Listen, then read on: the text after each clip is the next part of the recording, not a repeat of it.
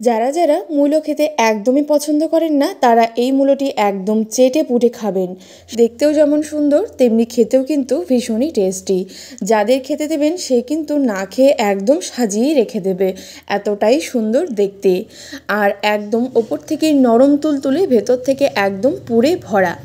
So hello everyone, welcome back to my channel.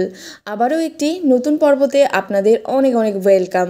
এই পর্বে আপনাদের সাথে এই মূলোর পিঠেটি আমি শেয়ার করেছি। তাহলে চলুন দেখে নেওয়া যাক এই মূলোর পিঠেটি আমি কিভাবে তৈরি করেছি। এই মূলোর পিঠেটি বানানোর জন্য এখানে একটা নারকেল আমি কুড়িয়ে নিয়েছি, সেটা কড়াইয়ের মধ্যে দিয়ে দিচ্ছি। আর এখানে দিয়ে দিচ্ছি গুড়। নারকেল কুড়োর মধ্যে গুড়টাকে খুব ভালো করে এখানে গলিয়ে নিচ্ছি। ফ্লেভারের জন্য দিয়ে দিচ্ছি এখানে 3টে এলাচ। এলাচগুলোর আমি মুখগুলো একটু করে ফাটিয়ে নিয়েছি। এবার খুব ভালো করে একটু নাড়াচাড়া করে পুরটা যখন একটু শক্ত হয়ে আসবে তখন সেটাকে নামিয়ে নেব। এই নারকেলের পুরটি তৈরি হয়ে গেছে, এটাকে নামিয়ে নিয়েছি। এবার কড়াইয়ের মধ্যে জল বসিয়ে দিয়ে জলটা গরম হয়ে এসেছে, সামান্য একটু লবণ দিয়ে দিলাম। আর এই কাপের পরিমাপে এখানে 2 কাপ আমি চালের গুঁড়ো ব্যবহার করছি। একদম নাড়াচাড়া করতে করতে এই রকম একটা পর্যায়ে চলে আসবে, সেটাকে নামিয়ে নিয়েছি। এবার হাতের মধ্যে একটু ঠেসে নিচ্ছি আর 2 ভাগে এখানে ভাগ করে নিয়েছি। সাদার ভাগটা একটু আমি এখানে বেশি রেখেছি আর আরেকটি ভাগের মধ্যে গ্রিন ফুড কালার দিয়ে খুব ভালো করে এখানে মেখে নিয়েছি। এবার সাদার ভাগটি নিয়ে নিচ্ছি আর এখান থেকে সবুজের ভাগটি নিয়ে নিচ্ছি। এবার ভালো করে একটু গোল করে নিয়ে নিচ্ছি।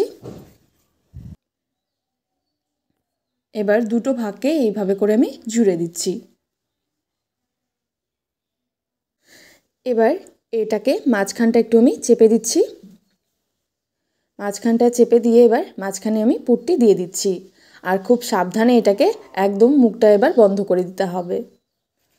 মুখটা ভালো করে বন্ধ করে নিয়েছি। এবার হাতের মধ্যে একটু ঘুরিয়ে ঘুরিয়ে চেপে চেপে এটাকে মূলোর আকার দিয়ে দিচ্ছি। আর যে সবুজ অংশটার ওপরের দিকে ছিল এটাকে একটু সরু রেখেছি আর এইভাবে করে একটু আমি কেটে নিচ্ছি, যাতে মূলোর যে ডাঁটগুলো বোঝা যায়, যাতে এইভাবে একটু বোঝা যায়। আর এভাবে একটু করে আমি দাগ কেটে নিচ্ছি, যাতে মূলোর গায়ে যে একটু দাগ দাগ থাকে সেগুলো ভালো করে একটু বোঝা যায়। এইবার এই দিকে একটু একটু করে আমি এখানে কেটে নিচ্ছি, যাতে মূলোর যে একটু কাটা কাটা অংশগুলো আছে সেগুলো ভালো করে একটু বোঝা যায়। দেখতে কিন্তু একদম মূলোর মতোই তৈরি হয়ে গেল। এবার একইভাবে আমি সবগুলো এখানে তৈরি করে নিচ্ছি। একটু সবুজ অংশ এবং সাদার অংশ নিয়ে ভালো করে পুরটি মাঝখানে দিয়ে মুখটি বন্ধ করে দিয়ে দিচ্ছি। এবার একটু ঘুরিয়ে ঘুরিয়ে এটাকে মূলোর মতো শেপ দিয়ে দিচ্ছি।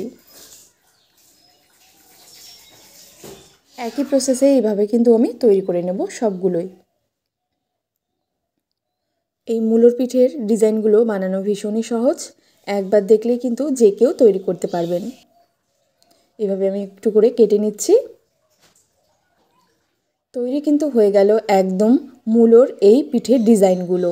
দেখতে দেখতে আমি সবগুলো এখানে তৈরি করে নিয়েছি। দেখতে অনেকটা মূলোর মতোই লাগছে।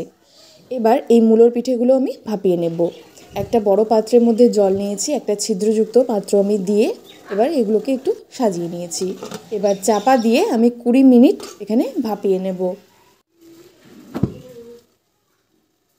20 মিনিট পর এবার মূলোর পিঠেগুলো কিন্তু তৈরি হয়ে গেছে।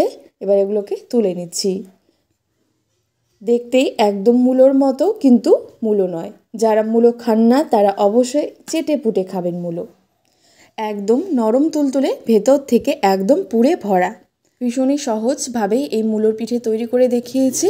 যে কেউ কিন্তু এই মূলোর পিঠে তৈরি করতে পারবে, ভীষণই সহজ। তো আশা করব আমার আজকের এই মূলোর পিঠের রেসিপিটি আপনাদের ভালো লেগেছে। ভালো লেগে থাকলে একটি লাইক, শেয়ার এবং চ্যানেলটিকে সাবস্ক্রাইব করে রাখবেন। সবাই ভালো থাকবেন, সুস্থ থাকবেন। ধন্যবাদ।